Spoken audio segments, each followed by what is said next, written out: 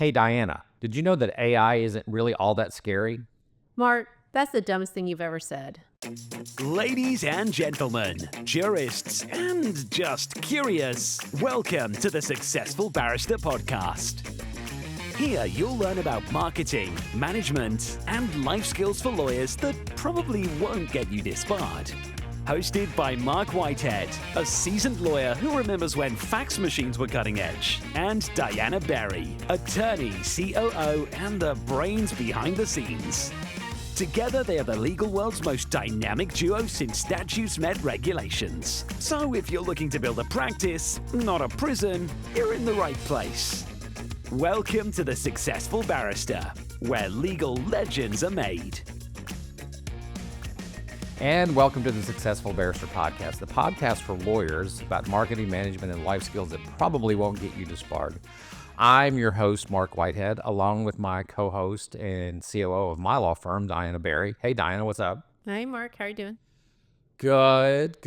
So today, we are going to talk about the latest CLIO Trends Report, which came out in the latter part of 2024. But as we sit here in January 2025, we're kind of catching up on some of this stuff. And for those who are not aware, first of all, CLIO is a case management vendor, software company.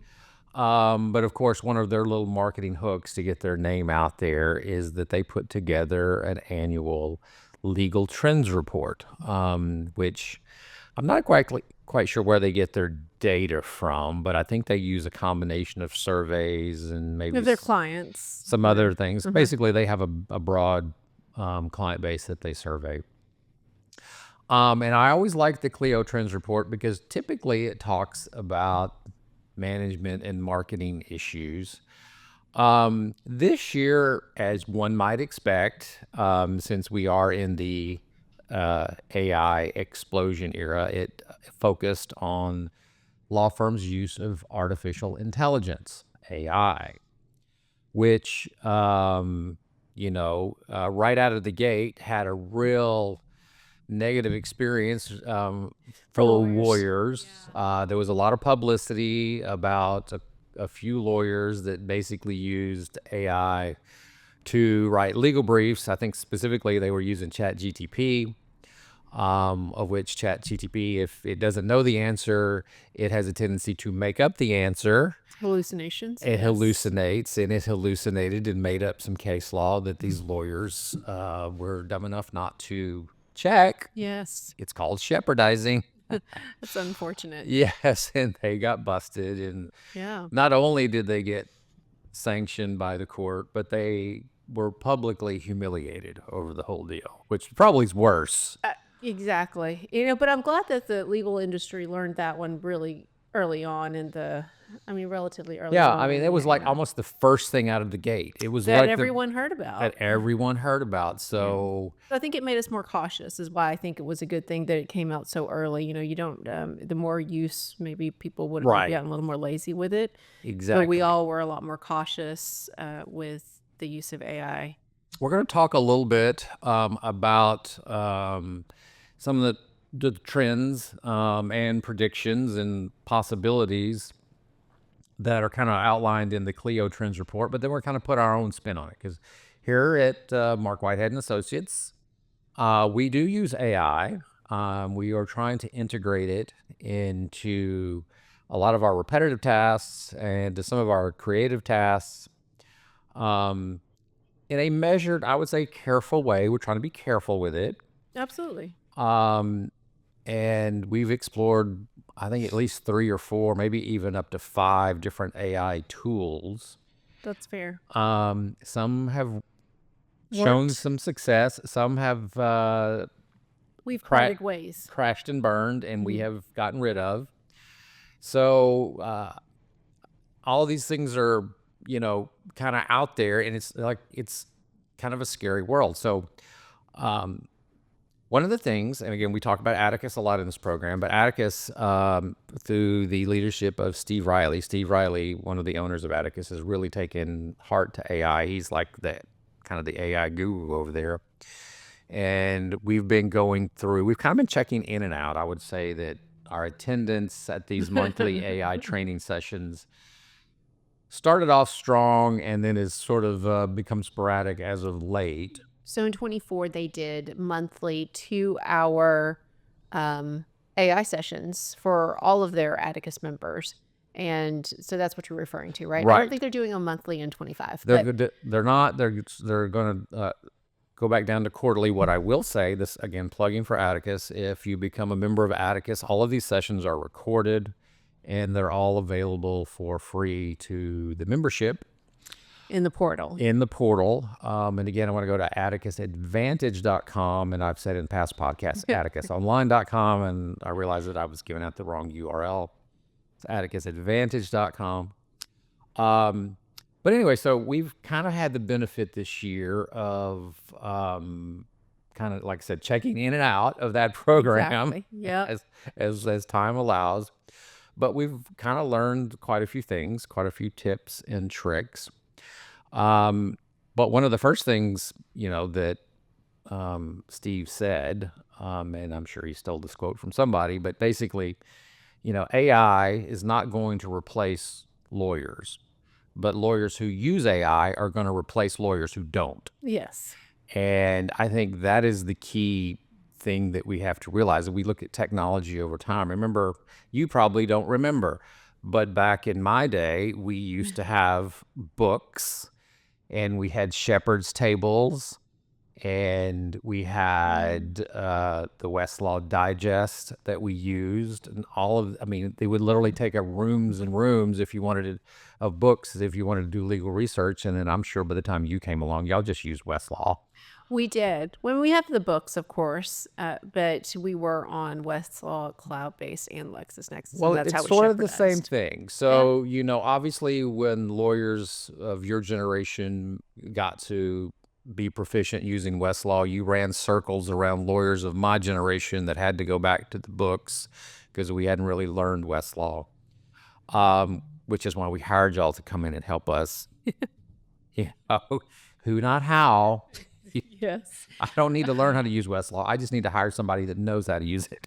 Yep, and we follow that today with our law clerks. And so I think today we're going to talk about AI generally and what's worked for our firm and kind of how we've decided to maybe pursue AI in 25, but all in terms of the CLIO report. Is that right? And I think start with probably when you talk about business models, because I think AI really is going to affect different lawyers' business models differently depending on what type of practice they have.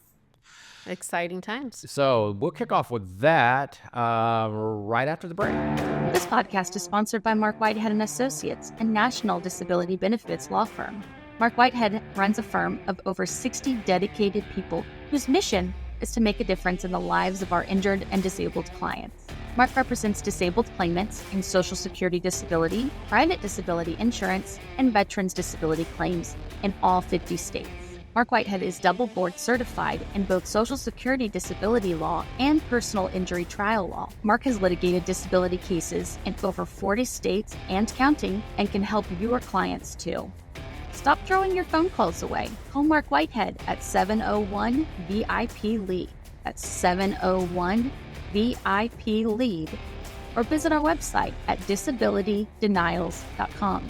Referral fees are paid in all jurisdictions where it is permitted. Refer us your disability cases today and know that your clients will be in good hands. All right. So the first thing I noticed in the CLIO Trends report, it said that 89% of legal professionals are now using some form of AI. Now, I will say probably the first thing that popped into my head, because I always question statistics anytime I hear them, what that really meant was 79% of CLIO customers surveyed use some form of AI. And of course, that means that they are using a CRM system, a sophisticated CRM system, CLIO, which means they're already a little bit technologically sophisticated. So I would say that if you took a broader survey of all lawyers out there, including the old paper curmudgeons that are probably still using books and not Westlaw, as we've talked about in the first segment, probably a little less, I would say probably significantly less than 79%. but let's give it the benefit of the doubt. Let's say half. All right. Half of lawyers out there are using some form of AI, and I am quite certain that it is the curve is definitely related to the age of that particular lawyer.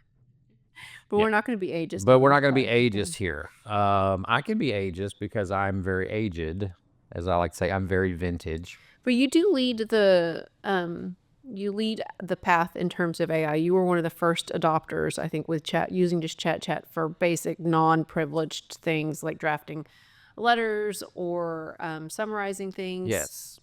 So, all right, code word. So we use the term here in the law office, chat for ChatGPT, specifically ChatGPT 4.0, the paid version, which is $20 a month.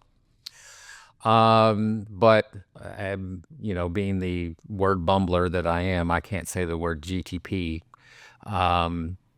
very clearly. So I just came up with the word chat. So now in the office, we just call it the chat.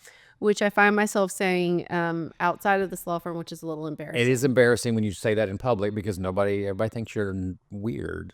Probably am, and that's okay. They know. What is wrong with this? Does this person really have a law license? How did this person get through the bar? One of the first things that you took away from the CLIO report was in relation to billing models. Right. So we deal a lot with this in Atticus because we have different types of coaching clients that I coach. I coach an hourly billing client. I coach contingency fee lawyers. There are flat fee lawyers out there, more bundled service lawyers out there. And each one has a different business model.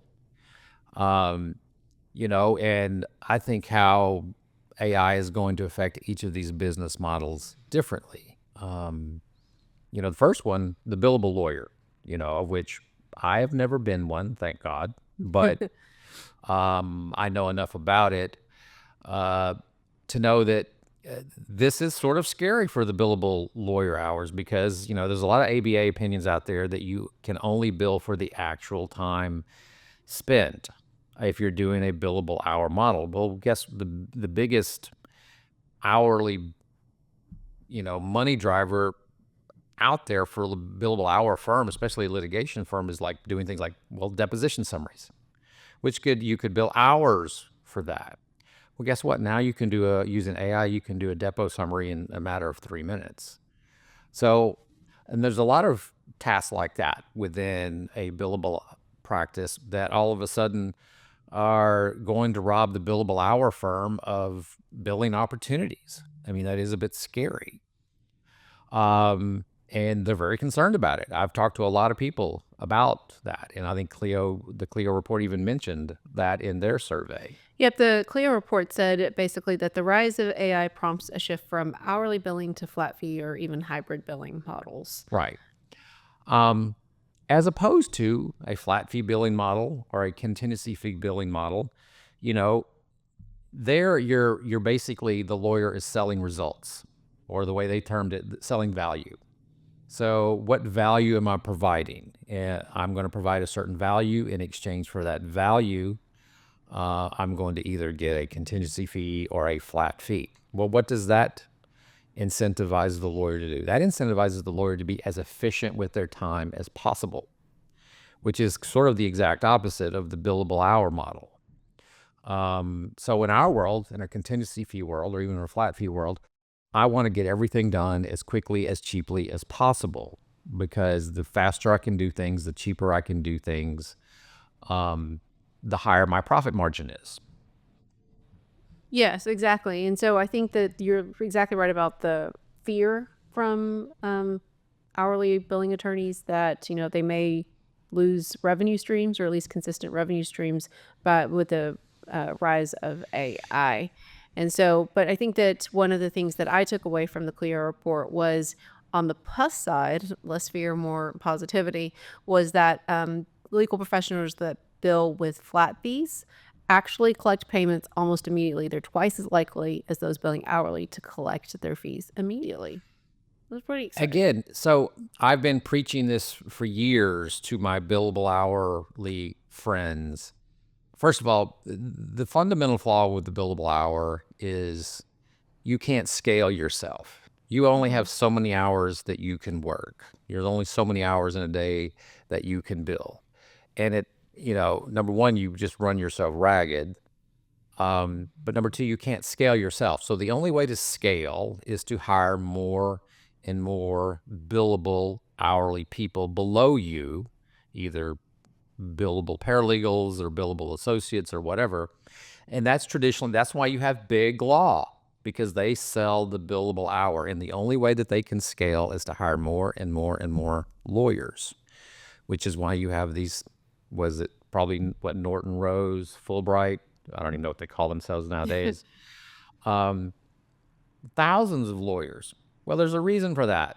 Well, the problem is now they get top heavy because, everybody wants to be a partner. Well, they can only allow a certain number of partners. So there's kind of built-in churn into that.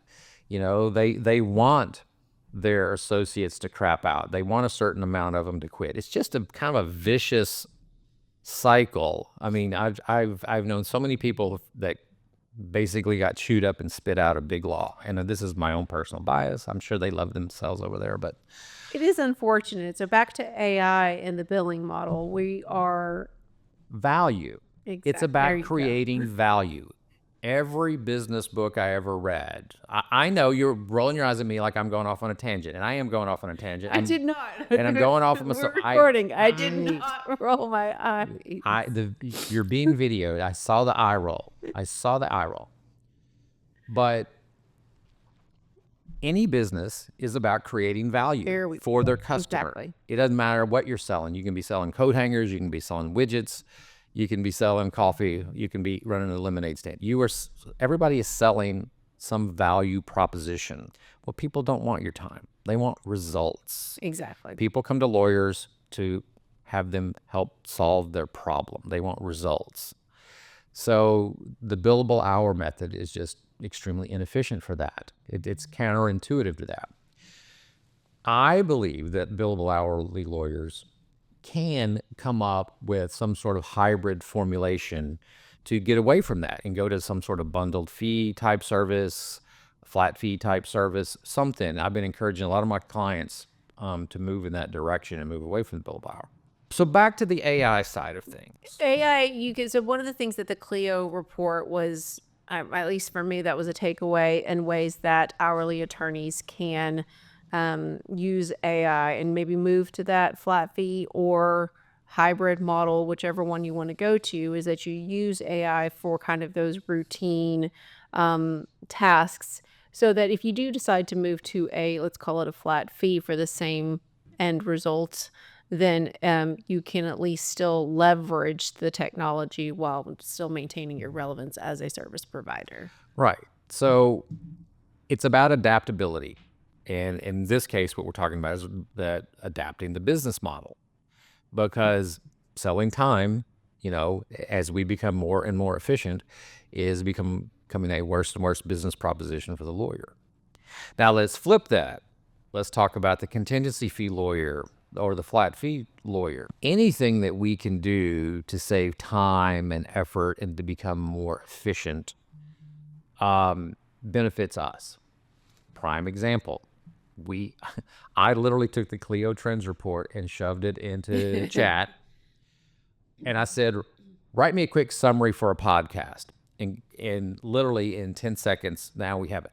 Now, otherwise, I would have probably had to, now I did read the CLIO trends report. I'm not saying I didn't read it, but to summarize it, it probably would have taken me 10, 15, 20 minutes of my time to do that, just for the purposes of this podcast. That was taking me a lot longer. It was 68 pages, Mark. Okay, maybe longer, but just one tiny example of how I save time. Another example, I had a client last week that was a little perturbed about an issue. And I was just, anytime I have a difficult client that I'm trying to soothe over it, it's sort of one of those things I kind of put off. I just kind of put off. I simply went to the ChatGPT and I gave it 4 sentences. I said, I have a client. He's irritated about this, and here are the facts. And I dictated this in, so I didn't even have to type it. And this is the issue. Write a letter to soothe their feelings. That's exactly what I said. Soothe their feelings. Make it professional. Popped it out. And of course, I didn't put the client name in because ChatGPT, there's questions about security, so don't put any private client Well, it's information in it. OpenAI, so It's it absolutely OpenAI. becomes part of the universe. Right.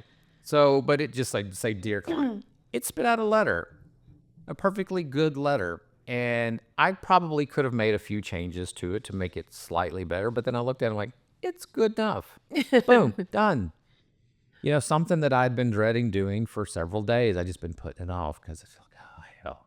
And I think you bring up a good point about attorneys that are, to our Hey Diana question here, it's not intimidating. It doesn't have to be intimidating. Rather, to use non-privileged information for ChatGPT or the chat to just figure out what it can and can't do. How much do you like it? Playing with prompts. It all sounds so very Ask it intimidating. Exactly. And so doing the basic things that you just said, it's a great way to get privileged, to get started with AI in your firm. My web vendor the other day said he was writing a page for our website on the biggest disability insurance carriers in the company. And he asked me, can you tell me what they are? And I'm like, well, I kind of know off the top of my head, but I don't have any real statistics. I literally put the question into the chat, and I said, name me the 10 biggest disability insurance companies in the country by volume of sales, and cite your sources. I always say cite your sources. Yeah. And boom, it popped it out. Well, it turns out its source was one thing. It was an article in I think it was in the Wall Street Journal, but it found it for me. Mm-hmm. So it was actually outside the paywall, amazingly enough. But is that a trustworthy source? I would say so. So I went with it. I mean, it's a website, So just things like that. Just ask it questions. Well, now Ask it Google probably questions. would have done that too, just FYI. Google would, so what Google would do, it would take a couple of extra steps, because Google would sit there and then just cite a bunch of sources, and then you would have to go in and read the sources. And sometimes the first source is not the best source. I did that the other day. My Mustang, the battery was dead, and I couldn't figure out. I opened the hood and I couldn't find the battery. I literally couldn't find. Like, where's the battery of this thing? I can't find it. I had to Google it and ask, where is the battery located in 2015? Turns out there's a cover on top of it. It's sitting right there where you would think a battery would be, but there's a plastic cover. You got to figure out how to take it off. Hidden in plain sight. It took me. I had to look through 3 different sources to find that, because I was just going through Google. Which is, I think, also a very good point that we've brought up on this podcast before. It's the 10-80-10 rule. I did do math there. That does equal 100%. 10%, it's the legal assistant rule when you're using AI. 10%, make sure you ask it the right question, set the right prompt up for it. And then 80% is let the AI do the heavy lifting for you. And then the 10% is to check it. In a similar way, we would do the same thing about a first-year associate. Make sure you give the first-year associate the 10%, the background, maybe the cause of action that you want him or her to look up. And let your first-year associate do 80% of the heavy lifting, the research, the writing, the drafting, and all that stuff. And then 10% is you assume that they have shepherdized everything correctly, and 10% is just you editing it and making it presentable. And so that's a great tool I think we found for using AI, is make sure you're asking it the right question and to get the better results. And so I think one of the things that I like to think about is that AI won't replace lawyers, and so it's just going to replace lawyers who don't use AI. So what have you found, what's worked well in our firm with AI? So we have recently signed a contract with Westlaw for their AI product called CoCouncil. And CoCouncil is it's a little harder to use than the ChatGPT. But number one, it's closed AI. So you can actually put client information into it, and presumably you can trust it when it comes up with a legal cite, because it is Westlaw. It is citing to real case law. I did a little exercise with it last month. I got a denial letter from an insurance company denying a client's long-term disability insurance claim. and the denial letter was just full of hocus pocus and BS. And I read it, and I'm like, okay. So I fed the letter into the CoCouncil, the Westlaw CoCouncil, and I said, give me a summary of the reasons for the denial. And it spit out a nice brief summary of 9 points. There were 9 areas that the insurance company cited as for their reasons for the denial. So in other words, they took a 5 or 6 page letter and they quickly gave me the 9 or 10 reasons. And I went back and back checked it. I looked at it again, like, okay, it got it right. It was correct. Okay, great. So then I started feeding it more information. I fed it the medical file, because we had a medical file on this particular client. I fed it the vocational reports. I fed it the medical reports, both from their side and our side. And I started asking it discrete questions about these particular 9 reasons for denial. Give me the evidence that backs up the insurance company's claim about reason number 1. Give me a summary of the evidence that backs up our counter argument to their denial for reason number 1, and so forth. And I just took it baby steps down the line. And before you knew it, I had a nice response letter, or the elements of a nice response letter put together that I could respond to the insurance company and give them a rebuttal as to why each of their 9 reasons were incorrect. Took me a while, and what I learned is you've got to take it in baby steps. You don't ask broad questions. Why are they wrong? Well, that's a little too broad. You got to take it point by point by Yeah, point. don't make it do a legal analysis. I don't think even ChatGPT will do legal analysis for you. I asked it for an analysis. I used the word analysis specifically. Okay. It tried. Yeah. It tried.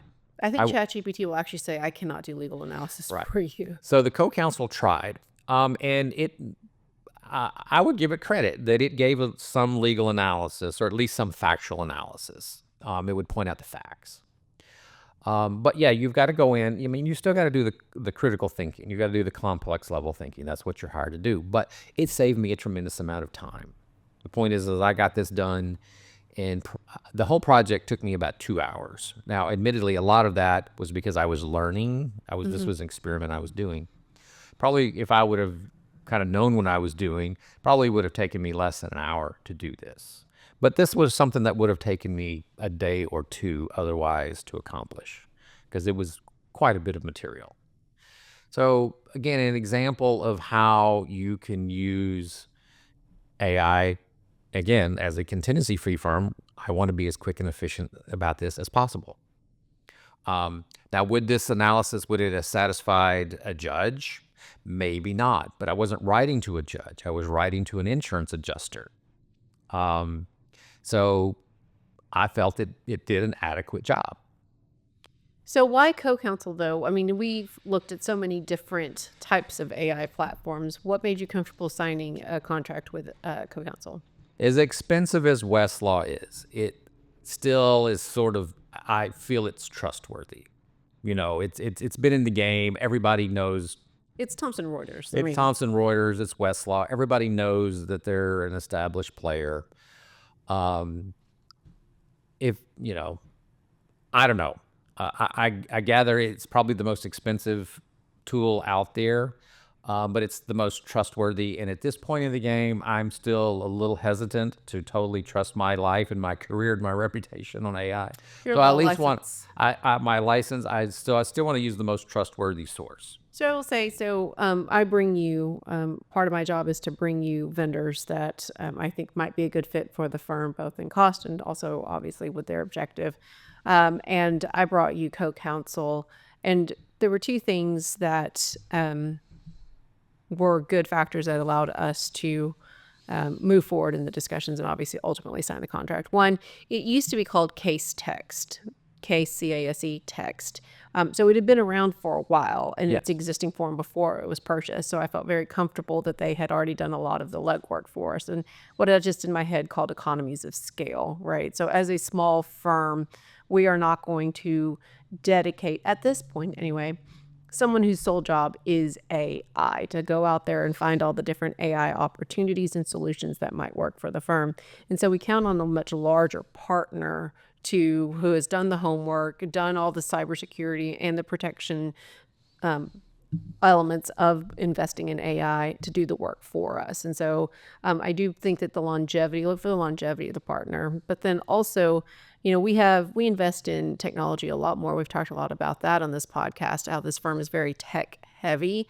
And obviously, as it was most law firms, your Westlaw, LexisNexis is going to be one of your heaviest tech investments. And so by partnering our AI solution with that partner, I trusted that they would stay on top of what's happening out there because competition demands it. They play at a much bigger scale than we do. They'll be in business next year. And How many startups are going to be out of business in the next year or two? A lot of the startups, unfortunately, will count on you and your year. They make you sign the year contract and you're paid that lump sum right up front because they're counting on your investment to continue their research and of the model, of fine-tuning their model. Whereas Thomson Reuters is they don't know that our firm probably exists and is invested in them in that way. And so I do feel like CoCouncil was a very solid. We did end up signing, I think, a 2-year contract with them just because the pay. I mean, it made sense to sign it monthly. Made sense, but we also have Dialpad, which we've talked about on this podcast. Dialpad is our telephone vendor, and they have an AI component, which I'm not sure you realized. And so they look. I had no idea. You just told me to sign the contract, and I did. So. And that's a great relationship that we have there, Mark. But I think, one of the great things that really was exciting for us is that Dialpad will not only create transcripts of the intake call. We use this in the intake department primarily. We use it for the firm totally, but the AI component only exists in the intake department. In the intake department. Because they'll look for certain words like contract, or they'll even have kind of a sentiment scale where if the client sounds a little stressed or uses certain, they're trying to pick up on stresses, which doesn't work as well for our firm because obviously all of our clients are calling because they're stressed. But there's a lot of AI to it that allows our intake manager to do the same thing, which is listen to calls, but in a much more efficient way and using less of her time. Right. So the basic problem that we were trying to solve with this AI component, other than just having a phone system that worked, was our intake manager. If she was, at her best, she would be listening to all of our intake specialists' calls because the calls are generally recorded for quality assurance, as the recording will always say. And the best practice is to listen to your individual intake specialists and see how they're doing, see if they're following protocol and procedure and following the script and the sales process that you set up for them. The problem is that takes a tremendous amount of time. And at best, even at her best, she can only spot check from time to time. She can't really continually do that. There's just not enough time in the day to listen to that many recorded phone calls. So the problem that AI solved through Dialpad is the AI will listen to the calls, and summarize the calls and look for certain patterns. So in other words, it's a quality control measure that we can use within our intake department to make sure that our intake specialists are doing what we think they're supposed to be doing, what we've trained them to do. Are they following protocols, procedures? And it's just a tool to allow our intake manager to be much more efficient. Now, of course, you have certain rules that you have to comply with to make that, you've got to have the recording, so this may be recorded. Obviously, everything that's said is confidential, and you have to have the firewall and all that other stuff to make it secure. But it's a tool that we're just now learning how to use. So I'm not saying we have a verdict if this is working well or not. We have great hope for it. Absolutely. Well, and it's miles ahead of what we were doing. We were doing nothing. Even if we end up 50% ahead of the game, not even utilizing 100% of it. And I think that also should be a very realistic goal with any team that decides to implement AI is don't expect to go from 0 to 100% right away. And it's so easy with AI to start looking at the Joneses and like, okay, well, that firm's doing it this way and that way. And they know what ChatGPT is. They created their own GPT. It's just, I would very much strongly don't look side to side. Definitely keep ahead of what's very feasible for you and your team. We also looked at another vendor, and we won't name this vendor because we just This is where AI did not work. Yeah, we did not renew this contract with this vendor. And why do you think that was? Well, I think it was a couple of things. Number one, it was oversold. It didn't do quite what it was sold to do. And number two, for some reason, our team just didn't adopt it. They just it never. And I was hoping you never got struck to a that part. nerve. I don't understand it because I'm certain we could have gotten more out of it than we did. But Yep. So I think you brought up two very good points the second one that I was hoping you were going to talk about. But the first one, we take a quick side detour, even though I did not roll my eyes at you earlier. It was oversold, and we were talking in preparation for this podcast and your little other soapbox about not everything that is AI is really AI. So, and I think that was kind of our difficulty with this vendor. It was sold to us as it was going to summarize. So in our practice area, and actually all of our practice areas, we deal with very dense, long files that some of which are mostly scanned, thus not really OCR'd. It's a lot of technology words there, guys, but basically 2 to 10,000 pages of information that you really can't put into Adobe and say, hey, find me, like a quick search. And so this tool was built as a very easy plugin that would allow us to condense those large files and look for key words. And it really did neither of those things. No, it didn't condense files, summarize files quickly.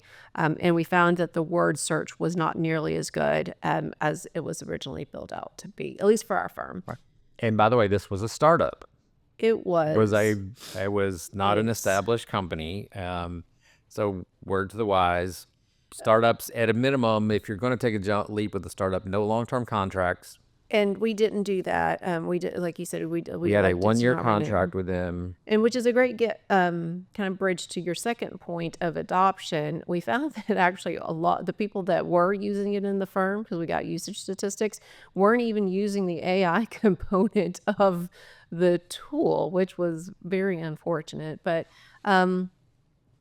the adoption is still the very basic element, whether that's a new process.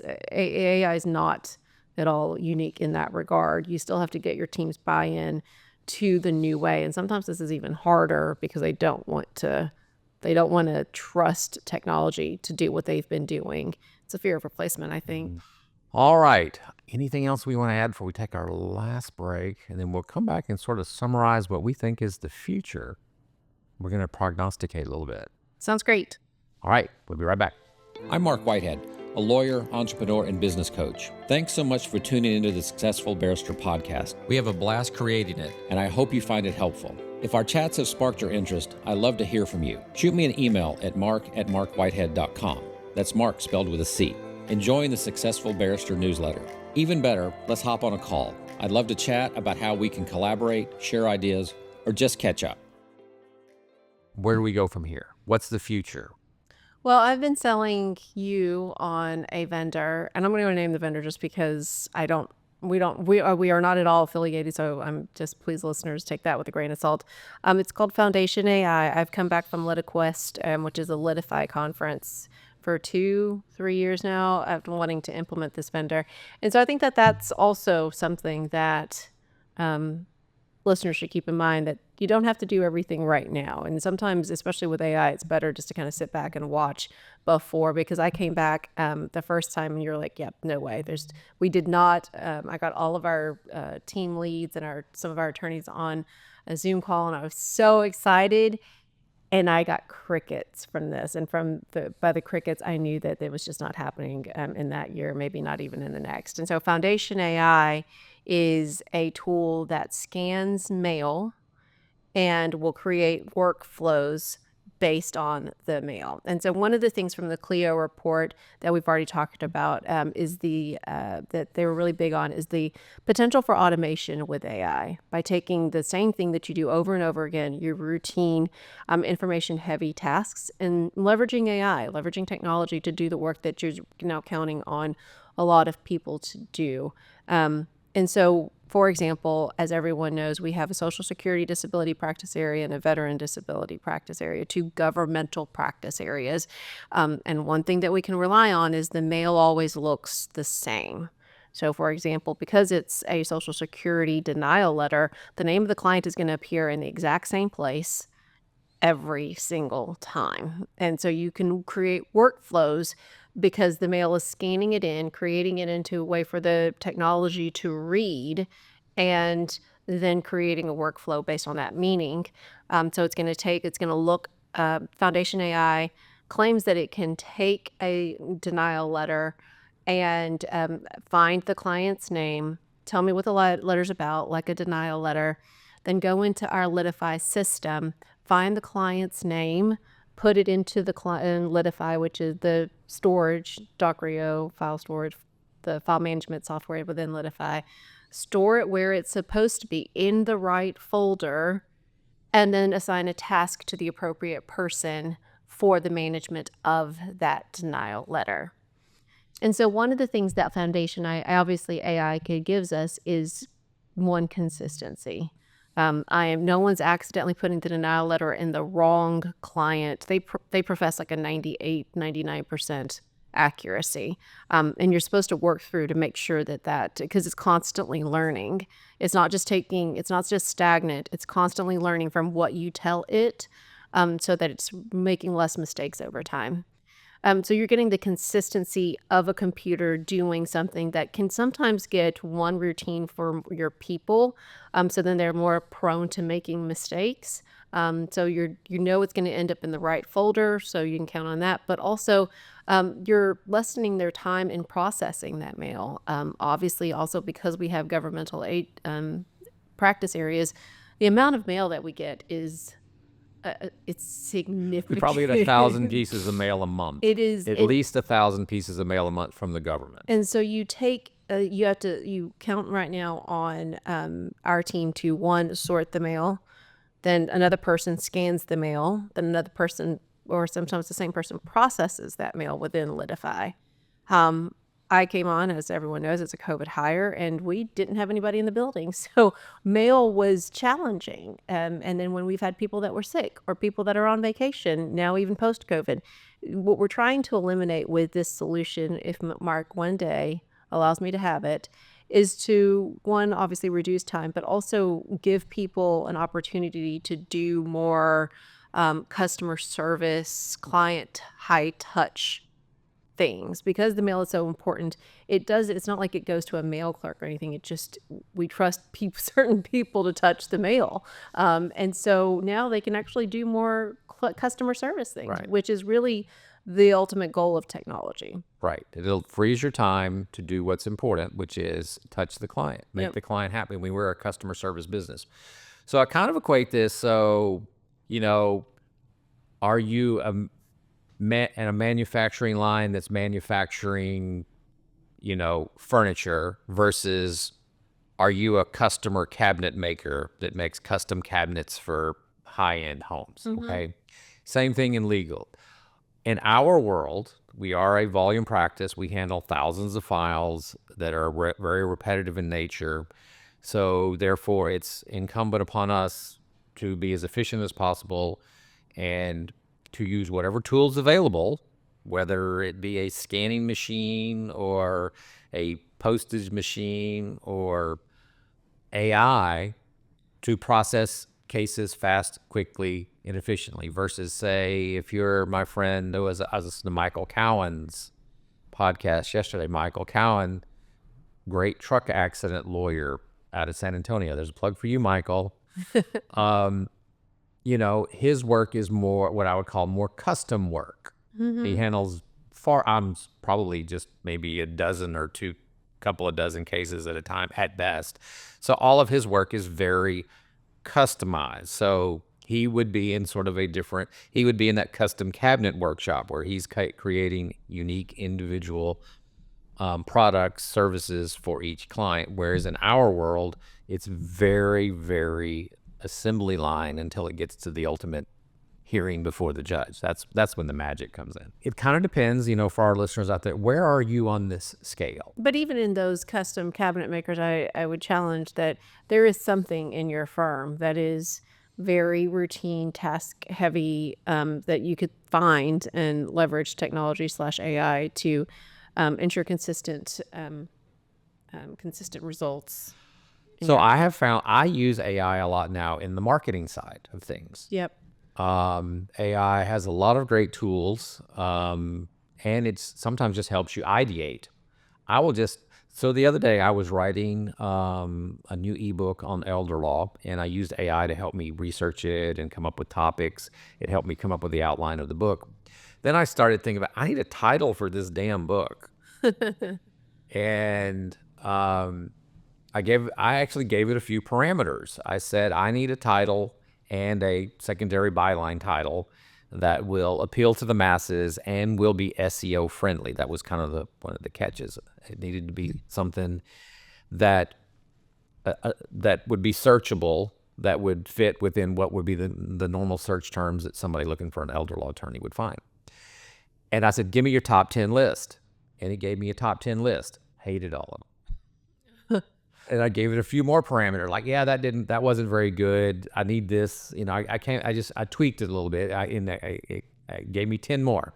All right, so I found 3 that were okay. Okay. So I said, these 3 are okay, but let's work off of this theme. Give me 10 more based off of what I liked about these 3. And we just sort of refined it.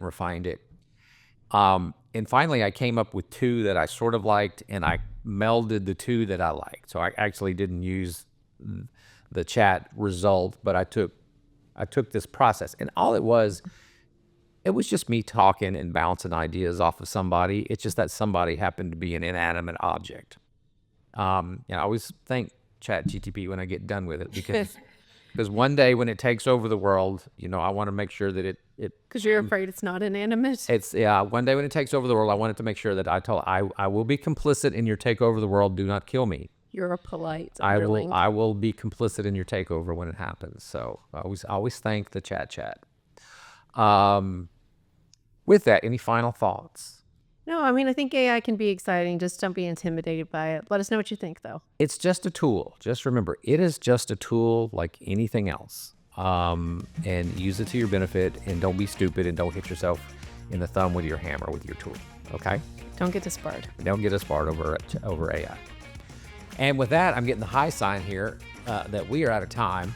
So I want to thank everybody for listening to the Successful Barrister podcast, where legal legends are made. I'm Marc. And I'm Diana. And together we're the dynamic duo of law. Please remember to rate and review us wherever you get your podcast. And if you've enjoyed this podcast, tell your friends so we can grow our audience. Visit us at successfulbarrister.com, and make sure to visit our sponsor, Marc Whitehead Associates, a national disability law firm, at disabilitydenials.com. And with that, we are out of here. Bye, guys.